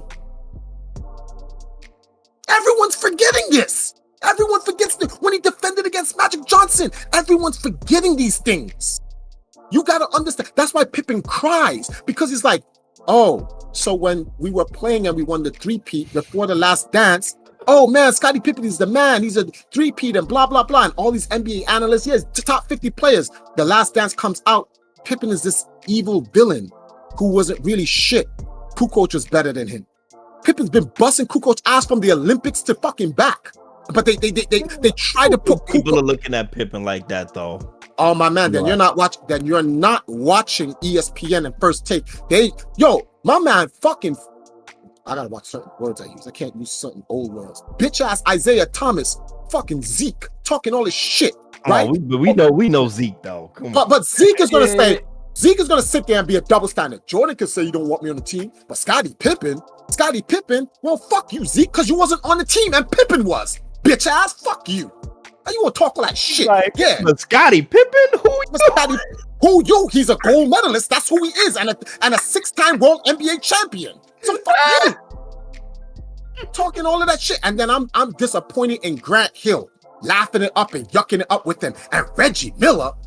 Did y'all see the game where Scottie Pippen blocked the Pacers ball, took the last 3 of the game, and then he did the correct bowing to the Pacers? He bowed on beating them. When Reggie tried to do that to the Knicks and lost, and to the Bulls and lost, and then Pippen did that to Reggie Miller, and Reggie Miller sitting there talking shit to Pippen. Come on, man. And then Shaq, you of all people, a football linebacker playing with children.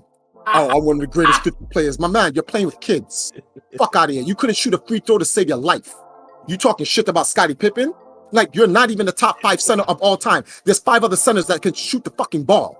They can shoot from the free throw better than you and shoot from the field better than you. All you was is a linebacker. That's all you were. You were a football player, clotheslining people, and then no one could do anything about it. That was it. You got better at the later end of your years, but you're not that good. Kobe carried you. And that's a lot of weight Kobe got to carry. Fuck out of here. Then Shaq talking shit. Whoa. I won't go that far. I was with you. Kobe I was with you. Kobe carried Shaq. Kobe carried Shaq. You know what's so funny? You know what Michael Jordan said? Who can beat you, Michael Jordan, in a one-on-one? Kobe Bryant. You didn't say Shaq? I remember when we're not going there. I remember when Shaq was on. Hold on. I remember when Shaq was on Orlando and Shaq said, I was scared of Michael Jordan. Jordan was air reversing on his food and fadeawaying on it. He's just a big clump of lumpness. He's not nice. Kevin Durant is nice. Hold on. All right now. Hold on. Regardless if he felt like he was a linebacker or not, he was still the most dominant force in the NBA. That's all he was. A dominant force. It's no problem if I'm 6'3", 205 pounds, and I go to a high school game and everybody is 6 foot 145. I better be making 50 points. I better be making 50 points. You don't get props for that. You don't get props for pushing people out of the way and dunking on dudes like who's that white boy he dunked on in the Knicks? But he does get props for that. Yeah. He's gotten props for that his whole career. Yes, because he's a bum. That's why. God he's a damn, bum. Really? That's why. Yeah. Okay. Oh, if he was all that nice, nice, that's why he got hit with the turn around layup. He got the dream. You talking about Elijah Wan? Yes, Elijah Wan was like, let me show you how to be a center. First, you need these. These are called fallaways. This is called a sky. But Shaq admitted that though. Yeah. Like we gotta talk about it. Hey Shaq, hey, listen. You see this?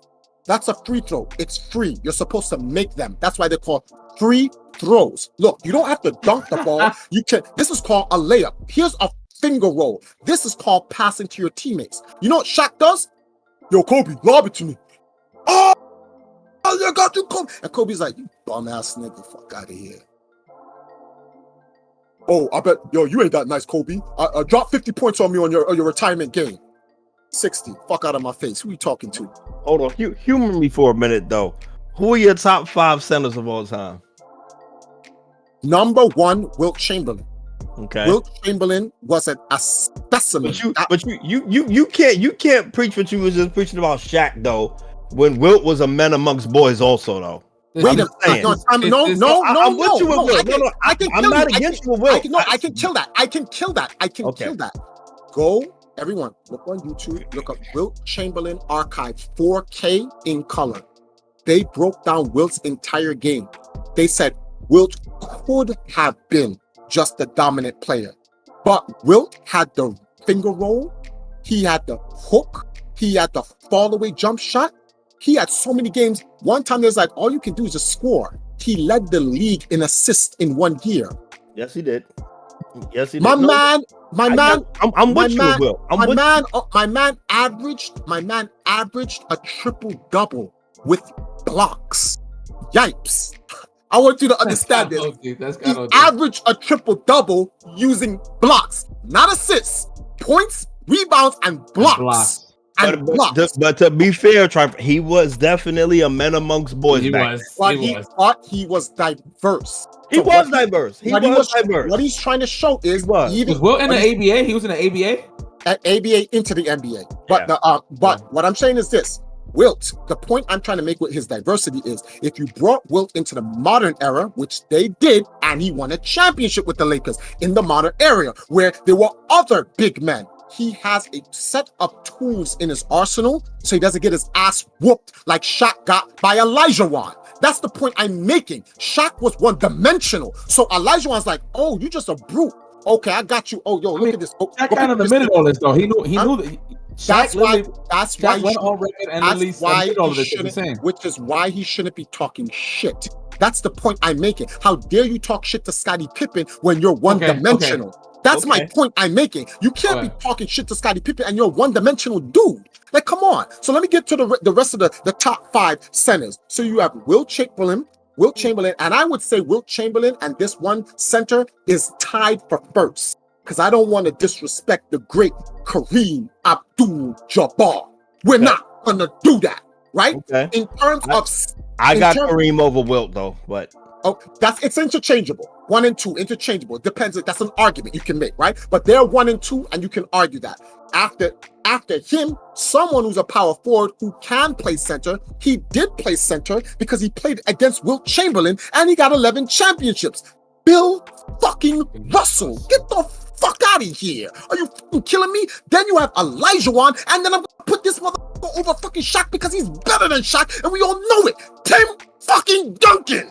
He's a fucking dick. And then after him comes David Robinson, and then after him, but Duncan's power forward. Yeah, he's a power forward. We don't have him as center. We got him as power forward. I'll still put David Robinson over there. The Twin Towers. Fuck out of here. I'll put Patrick Ewing over there. I can't put. Okay, now that's a debate. That's a Patrick Ewing. I'll debate that, but I can't put David Robinson over Shaq. Not the Admiral. But I'm biased towards Patrick Ewing. I'm biased. There are so many guys, centers, that are better than Shaq. My man, Shaq said he's one of the most. My man said he's one of the most dominant centers of all time. And then Dennis Rodman was like, I locked down Shaq. And then Shaq goes, yeah, the only player who could lock me down is Dennis Rodman. Fuck out of here. Even Scottie Pippen couldn't get locked down by Rodman. You let Rodman lock you down, and you're a fucking linebacker. You're fucking cheeks. Fuck out of here. Fuck him. A lot of these guys are double standards. They just talk shit because they're just fanboys and they just like shit. They don't really think about some of the shit that they say. I'm like, are you really looking at the numbers? Dennis Rodman locks down Shaq. That's not an opinion. Dennis Rodman said it, and Shaq admitted it. Dennis Rodman locks down Shaq, but Dennis Rodman cannot lock down Pippen. But then Shaq says Pippen is garbage. What? This is not making any sense. How are you going to sit there and call Pippen trash? Just say you don't like Pippen. I personally don't like Pippen as a person. Fine. But don't sit here and say he's garbage. He helped the greatest basketball player in the world get 6 rings. I just want to make it clear. Look, I'm a big fan of Shaquille O'Neal, and I'm a big fan of Kobe Bryant. But I'm gonna have to go back to that statement. It was Shaq mostly. Nah, you don't know. Kobe didn't carry Shaq. They were a tandem. Early on. They were a tandem. You ever? It was beast. It was a beast team. No, listen. There's a reason why there was beef between Shaq and Kobe, right? There was no definitive. When Kobe got to that point, when he got to the top of echelon, when he was entering his prime, then okay. Yeah. You know what I'm saying? I would say that was like the 3rd ring. I would say. What I'm saying is that there is no time where Shaq was over Kobe. At worst, they were co-team stars. They were co-team stars on the Lakers. And then Kobe broke away.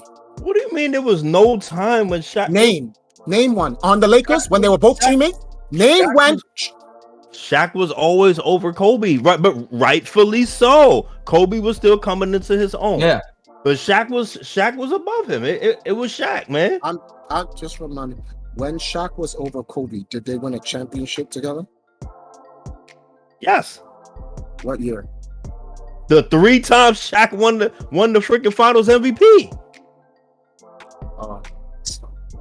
We're gonna ignore what Kobe Bryant did to Scottie Pippen on Portland to keep the Lakers in the game when Shaq couldn't do shit in Game 7. They were a tandem, but Shaq was still the focal point. Just like Jerry West put Shaq with Kobe for a reason, obviously. You know what I mean? I swear to God, I really wish that bum had played with like some better. I just wish he just ran into Olajuwon more often. He school that motherfucker till he tie his shoelaces. I don't want to be a celebrity. Shaq admitted this though. He said Olajuwon was cooking him. I'm just saying. I just don't like the fact that he sits there and calls Scottie Pippen a bum like that. That's like a personal. No, it's not a personal thing. You guys gotta. I akin that to EMP. I'm gonna show you why I akin that to EMP.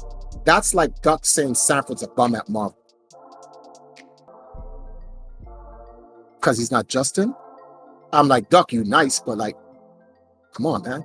I'm not saying Duck said that. I'm just saying. Yeah. Let's say Sanford is Scottie Pippen and Justin is Jordan. We're going to sit here and say Sanford sucks? Are we doing this? The year Jordan left, everyone thought the Bulls were going to be 7th seed in the league. He won 55 games. They were top 3 in the league in the East Coast. They swept the Cavs first round. Michael Jordan without Scottie Pippen got swept. Scottie Pippen without Michael Jordan swept. That's a fact. Go look it up. Go look that up. I'm just saying. Let's make sure we're telling the whole story, because when Michael Jordan left, the Bulls did add some key pieces that weren't there when he was there. Ooh, Pete Myers. Funny. This is what we're gonna do. We're gonna say Pete Myers. Are we doing that? That's what we're doing. That's what we're doing. We're gonna say he added Pete Myers. That made the Bulls way better. Pete Myers replacing Michael Jordan. You keep that in mind. No offense, Pete Myers, but like somebody sitting there said, key pieces were added. Key pieces. Pete Myers was a key piece. He said we're gonna say. That's what we're gonna say. Well, we're gonna do that. This is the disrespect Pippen gets all the time. This is the disrespect. And here's something people don't take into consideration. Oh, Scottie Pippen, you're calling Phil Jackson a racist? We don't know what went on in that locker room. We don't. And as people of color here, we know what the deal is. A lot of people, it's like the fighting game community.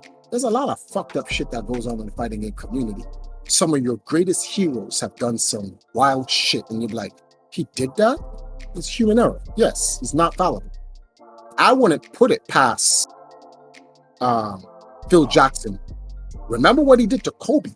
That's why when Pippen said that, and he's like, look what he did to Kobe. And I was like, actually, that was kind of dirty. That was dirty. So why put it past Pippen? Oh, that's right, because he's Pippen. If Michael Jordan said, there's things Phil Jackson has said that I felt were kind of racist, it'd be, oh my God, Phil Jackson was racist. No one would question Michael Jordan. But it's because of Scottie Pippen. Because of Scottie Pippen. Number two, they took this as an excerpt out of his book. We don't read the full book. We don't know the context. What he meant. Did Pippen say at the time when they picked Kukoc over me to shoot the ball, I felt they were being racist to me because they wanted to pick the Croatian sensation over me when it was my chance. They should have lived or died from me. And guess what? Scottie Pippen has all the right in the world, because I say this to anyone else. Put any other NBA superstar in the world in the position Scottie Pippen was in. No one would have said Kukoc shoot the shot. They're going to live and die off the superstar, as they always do. People go, oh, what about when Michael Jordan passed the ball to Steve Kerr? Pippen even said it himself. You know that camera crew wasn't for the NBA. That was Jordan's camera crew. He controlled the camera. He knew what he was doing. He knew that if Stockton doesn't come down, give it to Kerr. They all play that. Guess who had to play the lane to force Stockton to either come down to Malone, come down to Jordan and double on him? Guess who played it? Scottie Pippen. So guess who was open? Steve Kerr. But nobody talks about this. This is the nonsense I'm talking about. And that's why Pippen cries, because he's like, people don't know basketball. They don't. They only know what they see. Remember, Pippen's court vision. The great Mamba said, one of the greatest, most intelligent defenders in the NBA who understood the court vision. Scottie Pippen, Kobe Bryant. I always marvel at this man's defense, how to read the defense, how to be on defense, how he read the floor. There's another player who plays like this in this age that knows the IQ of the entire floor as a point forward, who plays all 5 positions. Does anyone know? There's a super Pippen in the league. He's my second favorite player of all time now, because we talking James? LeBron fucking James. He's cerebral. He understands the game. He's stronger than Pippen, better than Pippen. He's just a better Pippen. There's another player like LeBron James, but he's missing key components. Literally, Scottie Pippen trained with him one time, and they had a talk because they said his game was patented after Scottie Pippen. People say, no, his game is more like Michael Jordan. Get the fuck out of here. Everyone looked at this man's game. He's like, he plays like Pippen. Do you guys know who he is? And he's godlike. Who you talking about? Kawhi Leonard. I thought you was gonna say Kawhi. I was like, what's his name? Greg Popovich was like, I want you to talk to Pippen. And they talked, and Kawhi Leonard he understands the entire game. He understands the field. He plays like Pippen. His mid-range game is like Jordan. No, Kobe's mid-range game is like Jordan. But Kawhi Leonard isn't as finesse. Kawhi Leonard shoots the ball very smooth, like Pippen. That's it. It's no flashiness, no hero ball. That's not Kawhi Leonard. He reminds me of Scottie Pippen.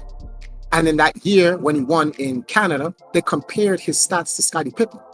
And it's like he's a two-way player.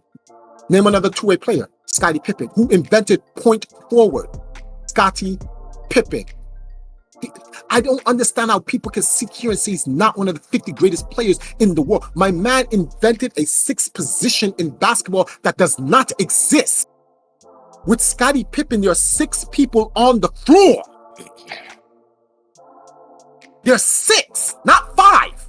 The man plays all 5 positions. This is foolishness. Oh, he's not that nice. Pippen dunks on only small players. Pippen only dunks on small players. I need you guys to go to YouTube. He loves some Scottie Pippen, bro.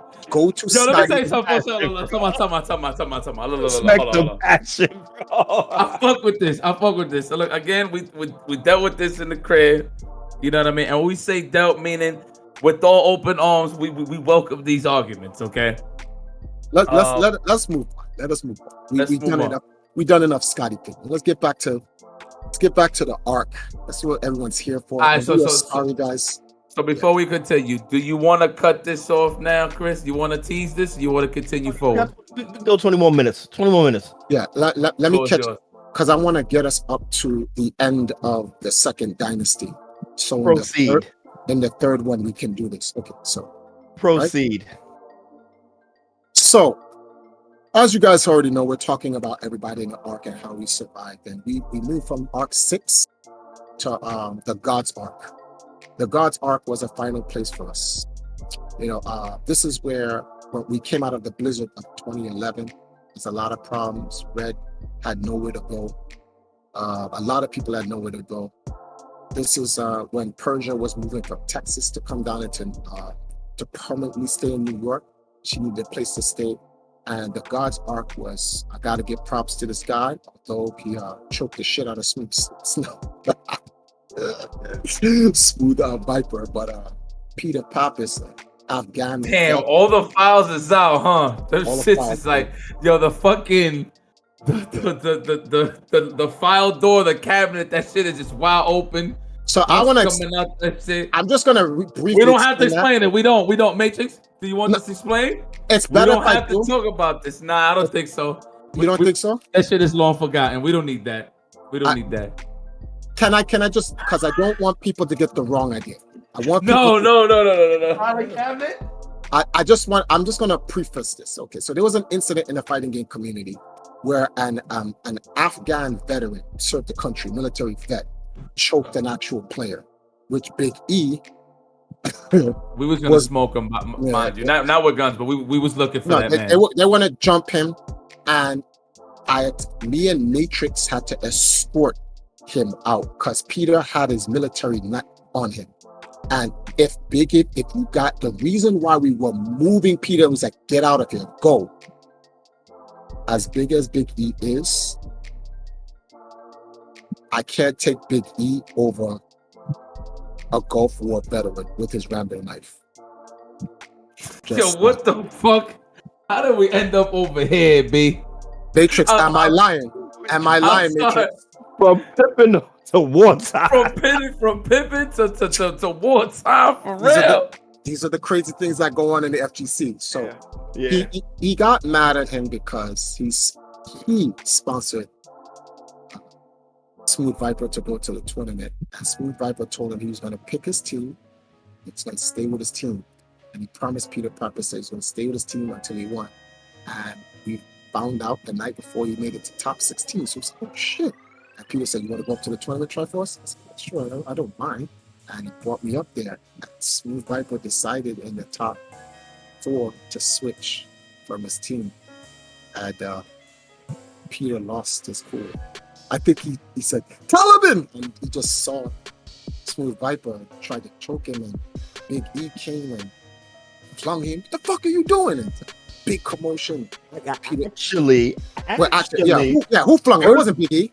It was me. It was you. Yeah. Sorry. And then Biggie, And then Biggie came, and then Peter tried to pull his knife.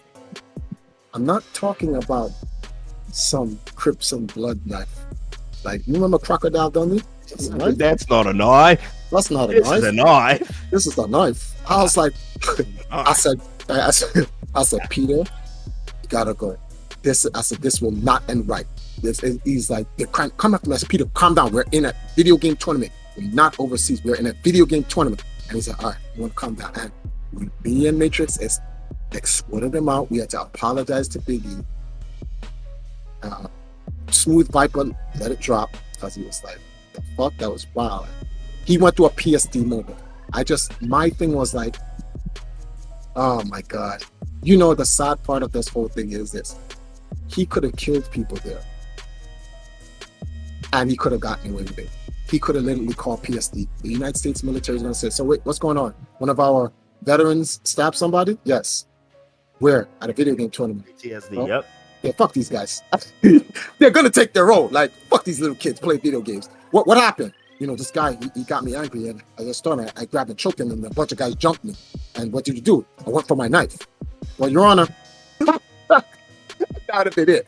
That's not me vouching for Peter. He's wrong. He's absolutely wrong. I'm not sitting here. But me and Matrix knew the best thing to do, jump on this motherfucker and drag him out of the place.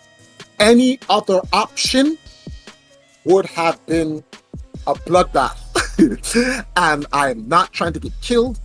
I am not trying to jump on no guy, a Gulf War veteran being attacked by multiple people and he has his knife. I'm not jumping in to help nobody.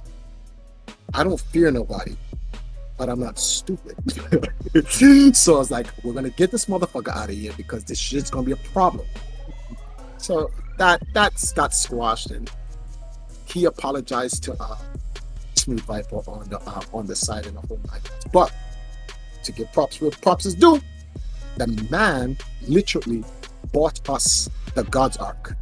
He paid 2 years rent, flat out, to get us out of the blizzard of 2011. Said, stay here. And that's where we stayed, and that's where the Empire flourished its last stand. That's where we got the movie from The Great Big Story. They call it the greatest video game team ever. You guys can check this out on the Empire Arcadia YouTube page. This was called the second great fallout. This was when stuff started to happen bad, because the first fallout was when Justin left and went to California. Once he got to California, Evil Genius used Marn to cipher Justin out of EMP. So Marn told me that if I didn't release his contract, that he would get a lawyer and sue me. Sue me for what, Marn? And he was like, he just wanted to leave because he just wanted to he didn't care about video games anymore. So I'm like, all right, I'll release you. And I told Marn, the only reason why I was hesitant in releasing Marn, although I said I don't hold any players to the contract, is because Marn was a part of a deal that this is actually history in the making at the time for the fighting game community. So you know how some of you guys see fighting game players who have their own joysticks?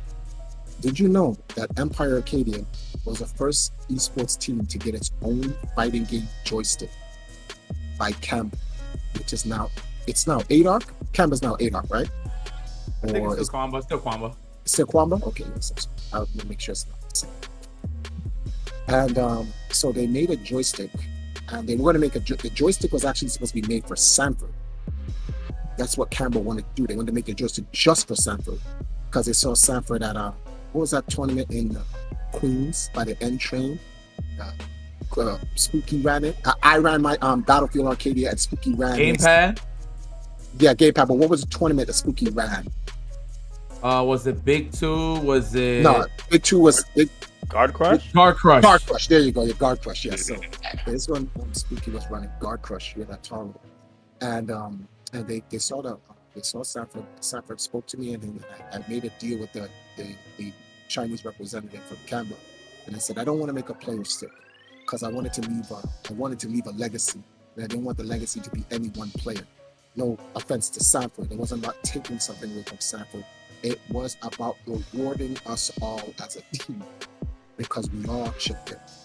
And Justin was in Cali at the time. No, he wasn't in Cali at the time. I'm not too sure. I can't remember because Justin was not on the stick. Actually, wasn't on the stick. But the reason why Justin wasn't on the stick because Justin was doing a deal with controls. So I was like, can't put Justin on the stick because it's not even controls. So we put Ricky on the stick. We put Fab on the stick. Yipes on the stick. Marn was already on the stick. Sanford on the stick, and a few other players. Flash Metroid, I think, was on the stick. I said Wiki already. There was several players that was all on the stick, and it was when you open it. Anyone who has an Empire Arcadia joystick, because it's limited. I have one more left in the storage in New York. If you open it, it shows you the trophy stands that we have all the tournaments and stuff like that. You can actually Google the Empire Arcadia joystick. The Canberra Empire Arcadia joystick. Just type that up. And you'll see it. And go into images. When you open it up, it has a story profile of Empire Arcadia from where we started to where we are now. And on the back, it gives you the breakdown, and you open it. It was a clean, pristine stick. And I thought that was something that was like, wow, as a team, look what we did. We were able to get our own joystick. That's akin to a basketball player getting their own sneaker. And I was like, this is what we need to do. Companies, I hope we set a precedent and these other companies start following suit and start going, let me go to the West Coast, give this player or this team their own joystick. Let me go to Japan, give this player this own team his joystick. And then they start making headsets and stuff like that. And all these other things. These all come from us. Like before AGE, before Mad Cats, Empire put this blueprint down, and then everyone started to copy, and they started to steal the players. So Marn left EMP, joined EG, although he told me he was quitting video games, and then told Justin, yo, this team I'm with, they're willing to pay you thousands. You should leave EMP. You'll be in a better position. Triforce is too toxic to the community, blah, blah, blah. You make it better. I was trying to explain to Justin that, like, although Evil Genius can offer you more, they cannot offer you anything long term because Evil Genius believes they're bigger than you. And at that time, for what Evil Genius was trying to do, Justin is bigger than Evil Genius. That's the reality. Justin had his own movie coming out. Justin had evil controllers with his own controller with evil controllers. Justin had his own clothing line with Jinx. Justin had everything. It was all setting up. And I'm like, if you go to Evil Genius, what they're going to do is they're going to say, when you sign under us, they now as a company and brand manage a contract. It's no longer Justin Roth. And they're not going to put you on the front. The reason why they do that, they need to control the assets. Just in case you leave, they need to be able to control those assets. So they have to control the contract. I said, you guys, I grew up with you guys. I live with you guys. You are the Empire. The Empire is not me. I'm just the architect. But without you guys, it doesn't work. So I was like, but then Justin was like, but Triforce, they're offering me money to feed my family and my brand. So even though I didn't like that, I cannot tell him, stop feeding your family. That's fucking insane. So I was like, all right, Jay. A lot of people go, well, Triforce and Justin's enemies. Well, now that we're like 10 years later, at no point in Justin leaving EMP were we ever enemies. We had to literally, on the low, remain friends. But we talk to each other all the time. All the time. No person that left EMP that was cool with me on the surface I was ever enemies with. Like, well, except for Tampa Bison. I don't know why. I don't get it. I was always cool with Tampa, but then Tampa tried to flush me. I was like, oh, no, fuck that shit. Even Knuckle Dude. Oh, Triforce, you and Knuckle Dude. I have no beef with Knuckle Dude. none whatsoever. And there was a story I even told about the guy that tried to rape Knuckle Dude in the train station in New York. This shit was crazy. Oh, you don't know about that, guys? Oh, this is wild. Me and Sanford, this like 6'4" dude was like, we was in 33rd Street. Two train stop on 33rd Street, right? The guy was all the way on the other side of the train. We were waiting for the train so we can go back uptown, right? And this tall ass dude, hey, Asian boy. Knuckle Dude was like, what the fuck? He's like, you guys got some funny guys in New York. He was laughing. My man mooned Knuckle Dude. He was like, what type of wild shit is this? So he's like, fuck this moron. You know, there's crazy people in the train station in New York and whatever. My man said, boy, you gonna give me them cheeks? So I was like, what the fuck? Then my man ran downstairs. So our train came. And we was coming in the train. And my man came up and ran in the train. So we was like, whoa, what's going on? So it's me, Lance, Tampa Bison, Knuckle Dude, and Sanford. So we looking at this dude like, he's like, yo, boy, you ain't gonna give me them cheeks? So I said, yo, Tampa, hold Knuckle Dude back. And Tampa had to kind of put, because, Knuckle Dude's like fucking 4'1", 90 pounds. And we're like, yo, we're gonna have to fucking kill this guy. So Sanford is looking at this dude and he's like, fuck. He's like, the fuck y'all gonna do? So then Sanford was like, damn, because Sanford dude, it's that time, man. It's that time, man. It's that New York, that Dane time. It was time. So I was like, we put our bag down and we squaring up in the train station. And I said, Lance and Tampa, just hold him down. And we over there trying to square up with him. And he's, the fuck you going to do? And my man was spitting. I thought I was going to catch AIDS. I was like, yo, the fuck? And then the train stop came. And so he's like, yo, let's go out on the platform. We'll fight. And he's like, yo, take him on. We'll go out on the platform and we'll fight. So he's like, oh, y'all want to fight out here? So yeah, come on. So my man stepped out the train. They said, don't. We pushed the doors and closed him. He's like, yo, look at you pussy. He's banging on the window. And we was laughing at him. He's like, you bitch ass motherfucker. He's just talking shit. I was like, train, please drive off. Don't open the door. Because like it closed and guy banging and he opened the door. He tried to put his hand through it, try to get in. I was like, just drive. Because I don't want to die. I don't want to die or I have to kill him. That's all I'm thinking about. Because I'm like, me and Sanford can take him. This is 2-on-1. I don't give a fuck how big he is. It's 2-on-1. Sacrifice. Motherfucker, bite. I'll put my arm and let him take a chunk out of me and say, Sanford, poke out this motherfucker's eye, pull out his trachea or something. I don't play them little shit. I'm trying to rip out your trachea or something, stab you in your eye, I'll bite your eyeballs out, B. I'll bite your nuts. Real talk. I am like, fuck out of here. I'm trying to kill you. Like, that's what it is. This is New York. So when the train drove off, no, it's kind of funny. Last year or the year before, Knuckle Dude posted it on Twitter. He was like, I always want to give a shout out to thanks to Sanford and the Tripers for defending me that time on the train. And I was like, oh shit, that's what. And this is now in midst of the quote unquote dine and dash nonsense that people were saying about me and Knuckle Dude or whatever. And I just said, I was like, yo, man, it doesn't matter what people say or whatever beef me and you had during your time in Empire. None of that matters.